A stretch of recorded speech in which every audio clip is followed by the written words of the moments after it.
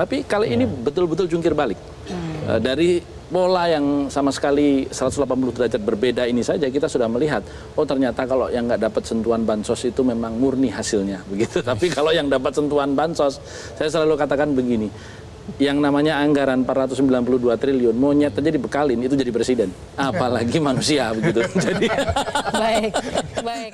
Yo guys, pemilu itu kan momen penting dong dalam demokrasi, iya kan? Nah, di mana masyarakat memberikan suaranya kepada calon yang mereka anggap paling layak dong, iya kan? Namun, hasil suatu pemilihan nggak selalu mencerminkan guys popularitas seseorang, kendati nih secara langsung. Nah, hal ini terjadi kalau menurut gue dalam kasus di pemilu 2024. Dan kalau menurut gue pemilu paling kotor guys selama reformasi. Di mana Mas Ganjar Pranowo meski awalnya nih memiliki popularitas yang menjulang tinggi, tapi hasil akhirnya mendapatkan suara yang anomali menurut gue. Kenapa ya? Iya kan? Setidaknya hari ini loh ya, sampai hari ini versi hitungan cepat. Walaupun kita menunggu hasil nih dengan harap-harap cemas di real count-nya KPU, tapi kalau menurut gua angka 16-17% itu jauh loh dengan perolehan paslon 02. Bahkan dengan perolehan angka segitu tuh kita tertinggal jauh, lumayan loh, dari pasangan Amin. Hasil anomali menurut gua. Ada kejadian apa coba? Lo coba tebak. Sama gue juga lagi mikir-mikir. Ada nih yang bilang ke gua, karena kandang banteng bro jebol. Ada juga yang ngomong, itu karena guyuran bansos bro di Jawa Tengah gila-gilaan. Nah, gue akan coba ya menganalisis secara singkat aja beberapa faktor yang mungkin ya mempengaruhi hasil ini. Pertama, ini faktor Pak Jokowi kalau menurut gue terhadap Ganjar Pranowo. Kemungkinan besar pengaruh Pak Jokowi dalam mendukung 02 ini dapat mempengaruhi opini masyarakat terhadap si rambut putih. Ini meskipun nih Mas Ganjar memiliki prestasi yang bukan kaleng-kaleng menurut gue. Sebagai gubernur Jateng, 2 periode loh, nggak main-main. Namun, adanya dukungan sosok Jokowi terhadap paslon 02 itu sangat mengurangi popularitasnya si rambut putih di kalangan pemilih.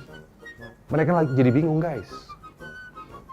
Jadi gue bertanya tanya. Jadi sebenarnya nih yang ikut kompetisi siapa sih? Pak Jokowi yang ikut pemilu apa Prabowo Gibran? Iya kan? Lo kan pasti nanya begitu kan? Nah, lalu faktor kunjungan kerja intensif Pak Jokowi ke Jateng guys. Bahkan beberapa pengamat malah komentar, sekarang sih Pak Jokowi ngantornya di Jawa Tengah. Pas deket-deket coblosan. Gila kan? Nah, terus kunjungan kerja nih yang intensif dari Pak Jokowi ke Jateng sembari apa? Bagi-bagi bansos. Juga memberikan efek positif guys bagi pasangan calon 02 guys. Beneran. Lupa gue juga lagi bawa bansos gue.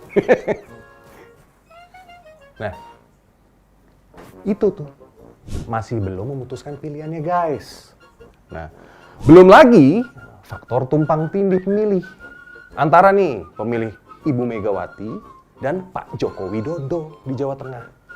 Nah, persaingan antara pemilih yang mendukung satu Pak Jokowi, satu Ibu Mega di Jateng itu mungkin menyebabkan pembagian suara yang nggak merata guys di antara keduanya.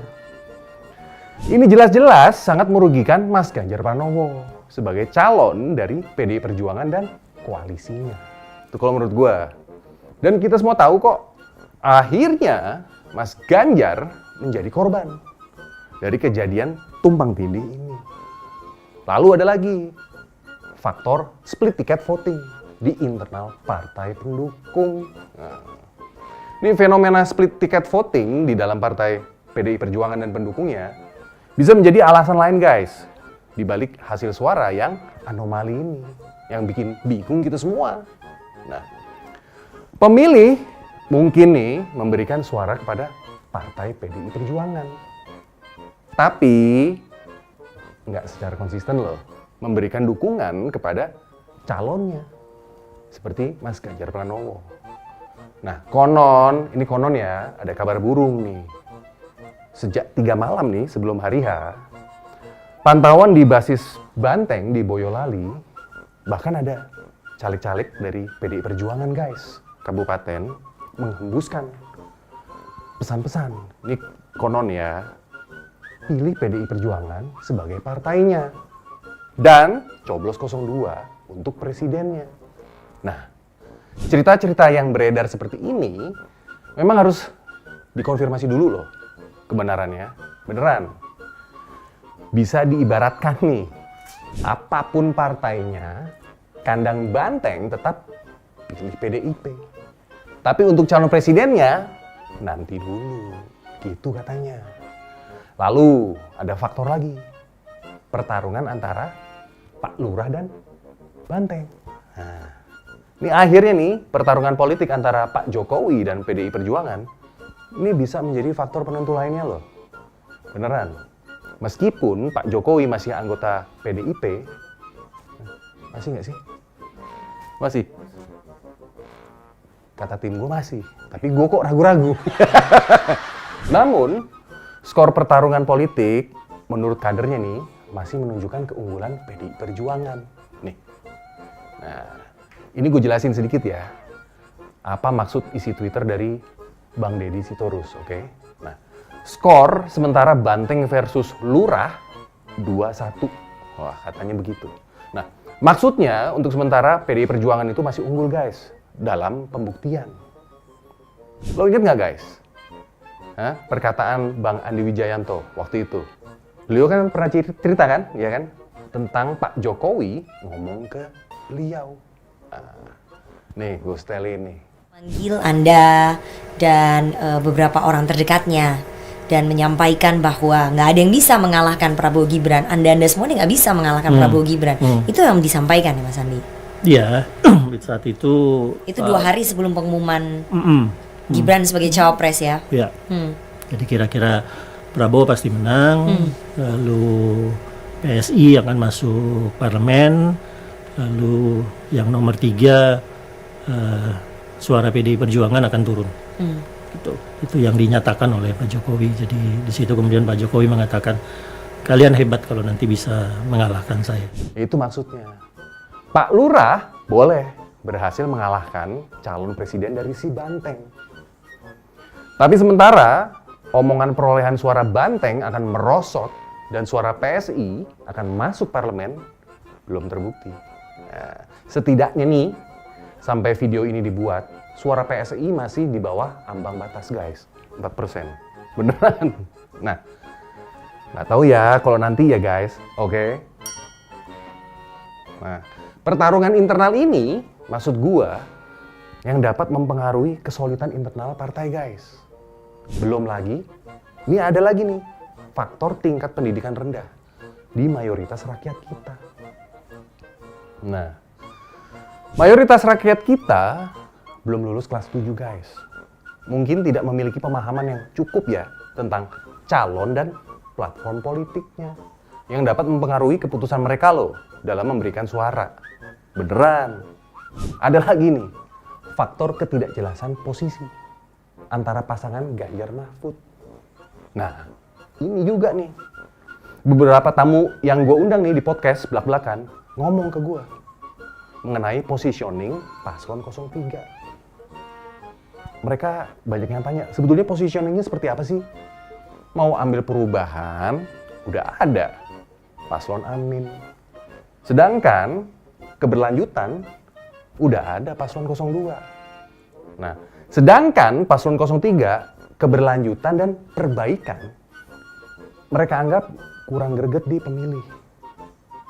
Nah, kehadiran nih pasangan Ganjar Mahfud yang belum jelas, apakah akan melanjutkan era Jokowi atau melanjutkan perubahan, juga dapat membingungkan pemilih menurut dia. Begitu sih, setidaknya menurut beberapa narasumber yang memberikan pesan ke gua guys. Jadi, kesimpulannya dalam analisa singkat gue ini, kita melihat bahwa ada sejumlah faktor kompleks bisa menyebabkan hasil suara Ganjar nih yang anomali. Dari pengaruh kampanye hingga faktor politik internal partai, sampai adanya dugaan kecurangan di mana-mana guys. Setiap elemen nih memainkan peran penting dalam dinamika politik. Ini dinamika politik yang kompleks menurut gue. Dan dapat mempengaruhi hasil suatu pemilihan loh. Bahkan banyak juga yang teriak udah dari awal, yang merupakan cipta kondisi untuk satu putaran. Nah, dengan adanya kecurangan di mana-mana yang memang harus kita buktiin. Iya kan? Belum lagi dari faktor Bapak Bansos Nasional. Iya kan? Nah, gua Singgi, ciao. Rahmat Bagja dan seluruh timnya di Bawaslu itu menurut saya Anda sudah selesai. Lebih baik Anda meminta lembaganya dibubarkan. Pada pemilu terakhir pada pemilu terakhir yang kemarin-kemarin ini, itu yang namanya bagi-bagi itu sudah sangat terbuka. Menggunakan mobil dengan branding, membagi-bagi ke rumah-rumah di siang hari. Pada malam sebelum pemilihan, itu orang seperti berkejar-kejaran, membagikan amplop ke rumah-rumah. Sudah selesai negara ini. Bubarkan saja semua ini. Kita mulai dari awal, riset politik kita.